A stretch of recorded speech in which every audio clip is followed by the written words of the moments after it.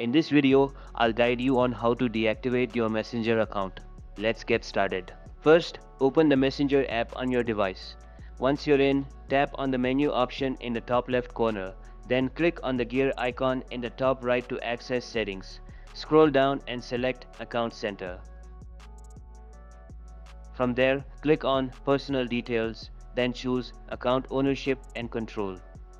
Next, tap on the Deactivation or Deletion option and select the account you wish to deactivate. Follow the prompts and choose the appropriate option shown. Enter your password when requested and continue. Facebook will ask for feedback about why you're deactivating. Scroll down and select Other, then type in your reason, such as, I want to deactivate my Messenger account only. Click Continue, and Facebook will deactivate your Messenger account while leaving other accounts intact. If you found this video helpful, give it a like. For more tech videos like this, subscribe.